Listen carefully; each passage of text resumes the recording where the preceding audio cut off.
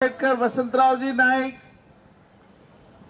संत शिरोमणि सेवालाल महाराज, इन सभी महान नेताओं को मैं वंदन करता हूं और आप सभी का तहे दिल से बहुत बहुत अभिनंदन करता हूं।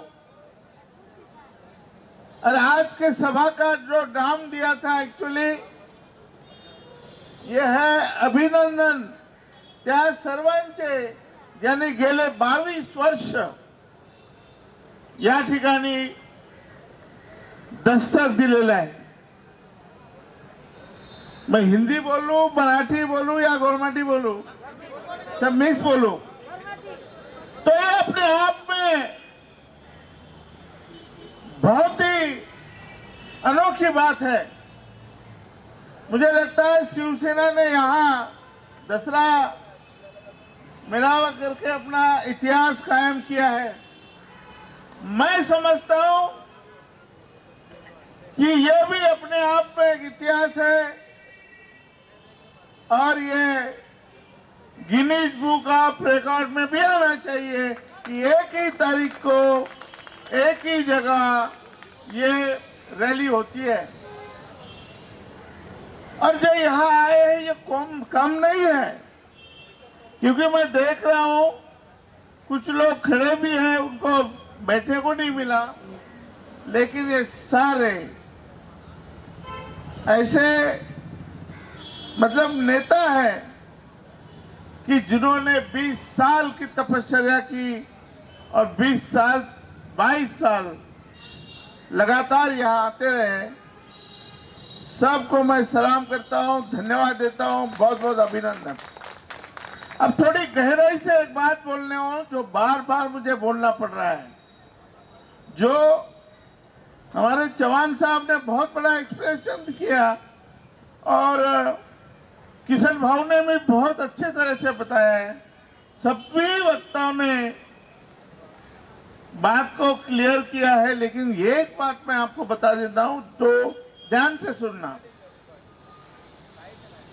मैंने जो आरक्षण की लड़ाई शुरू की थी वो यहां से ही की थी और तब मैंने एक बात कही थी, अगर ये आरक्षण मैं आपको दिला के ही रहूंगा तभी मरूंगा, नहीं तो मुझे फांसी लगा देना। यहाँ ये भी मेरा रिकॉर्डेड है। तो क्या कौन सा आरक्षण दिला दिया मैंने? कौन सा आरक्षण दिला दिया भाई? ऐसी क्या बात कर दी मैंने शुरू से पहले दिन से ये कहा था।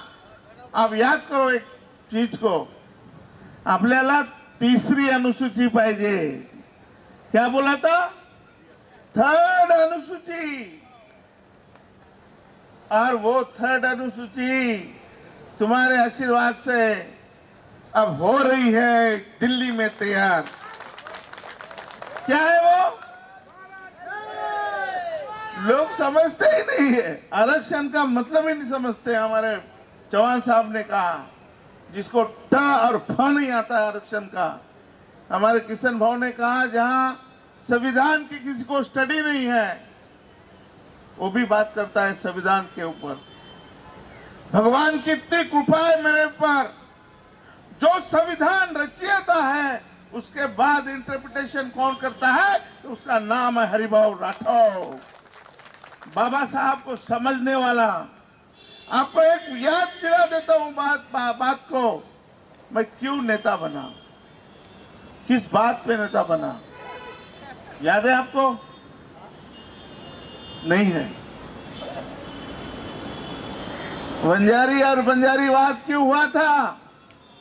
हाईकोर्ट मुंबई का जो रिजल्ट आया, सुप्रीम कोर्ट में जो केस चली वंजारी की, उसका सही इंटरप्रिटेशन किसने किया इस देश में? हरिभाऊ राठौर ने किया। जब इंटरप्रिटेशन किया तो उसके ऊपर मैंने बड़े बड़े आर्टिकल लिखे और तब लोग मुझे जानने लगे और तब मैं नेता बना।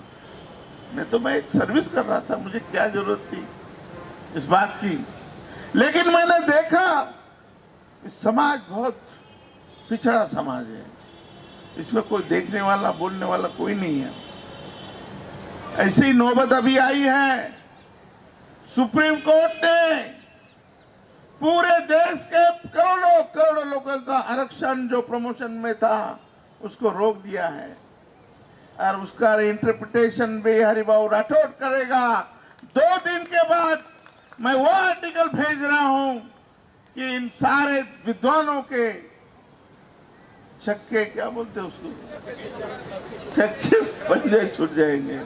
मेरा दावा है कि ये सुप्रीम कोर्ट गलत काम कर रहा है, क्योंकि इसके पीछे ये सरकार है। ये सरकार चाहती है कि आरक्षण बंद करना चाहती है, और इसलिए हो रहा है।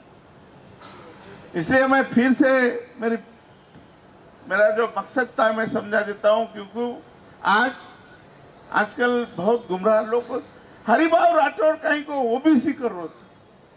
भैया ओबीसी नहीं कर रहा हूं, आप ओबीसी में हो 27% में, आपको ओबीसी से बाहर निकाल रहा हूं और आपको विमुक्त जाति का सर्टिफिकेट, विमुक्त जाति का अलग आरक्षण दे रहा हूं, जो हमारे वसंतराव नाइक जी ने दिया था। सीधी सी बात है, जब मैं पूरा देश का दौरा करता था तो मध्य प्रदेश वालों को पूछा, भैया तुमको आरक्षण क्या है? बोले आरक्षण तो हमको ओबीसी है। तो फिर कैसा चल रहा है? नहीं, हम तो कास्ट सर्टिफिकेट भी नहीं लेते। क्यों नहीं लेते? तो वहां मिलता क्या है? राजस्थान गया मानसिंह भाई के पास, उन्होंने यही कहा। गुजरात में गया, मैं बोला महाराष्ट्र में जो मिलता है वो भी नहीं मिलता आपको? नहीं मिलता है। और इसलिए मैं जो कर रहा हूं उससे पूरे महाराष्ट्र, मध्य प्रदेश, गुजरात, राजस्थान के सभी लोगों को आरक्षण मिलेगा, जो आज तक उनको नहीं मिला है। तो कहीं भी है पचा नाईक साहेब ने आपण काही करायचा, जयकार करायचा, देवतुल्य मानाचा, फोटो लगावचा। जे जण मध्य प्रदेश में आरक्षण मजा है, जे जण राजस्थान में आरक्षण मजा है, हरिभाऊ राठौड़ मरे बाद फोटो लगाए? कौन नहीं लगाए? लगाए नहीं? कहा कि मैं हरिभाऊ राठौड़ ये आरक्षण म्हणून धरायचं। नॉट ओनली बंजारा, कहार, कश्यप, लोथपाल, बघेल, राजभर, प्रजापति, कंकाली, सपेरा और नावी, खाती, वाड़ी, लोहा, सोना, सुतार, धोबी, तेली, माड़ी, कोड़ी, गोरी, इन्हें भी आरक्षण बड़ा देर काम हरिभाऊ राठौड़ करे वाला था। करण हमारे लोटन राम चौधरी, लोटन राम मामूली नेता नहीं है, इन्हें तो उत्तर प्रदेश हिला दिया था। और हमारे कांग्रेस के हमारे राहुल गांधी जी ने इनको 15 टिकट दिया था, मेरे सामने की बात है। और इन्होंने ऐसी सभा की है, और मैं खुद इनके सभा में गया हूं।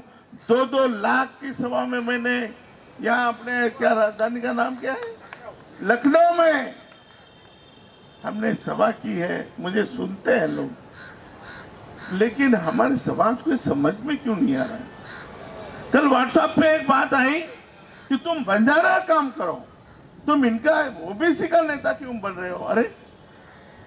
अरे मैं ओबीसी का सब कैटेगराइजेशन का मतलब ये मत समझो कि हमारे में वो आने वाले उनमें से ओबीसी से हम अलग 3-4% लेंगे। मेरा दावा है, जो शेड्यूल कास्ट, शेड्यूल ट्राइब से आंध्र कर्नाटक में हर साल 3 या 4 या 5 बच्चे आईएएस बनते हैं, लेकिन मेरा दावा है कि जो मैं आरक्षण मांग रहा हूं वो होने के बाद केवल महाराष्ट्र के 15 बच्चे बंजारा के आईएएस आईपीएस बनेंगे।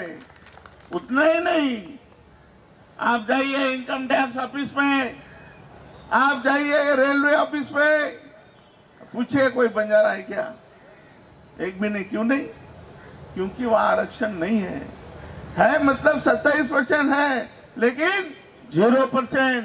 हमारे भाई साहब बैठे हैं हरियाणा से, बिश्नोई जी, अभी उन्होंने मुझे इंफॉर्मेशन दी आज कि अभी जो रोहिणी आयोग जांच कर रही है उसमें पाया गया है कि हरियाणा में कोई केंद्र के ऑफिस में एक भी बंजारा नहीं है, एक भी बिश्नोई नहीं है, एक भी नीचे के जो लोग हैं denotified nominated tribe most backward class, ये एक भी आदमी उनका उस 25 जाति का एक भी नुमाइंदा वहां सर्विस में नहीं है।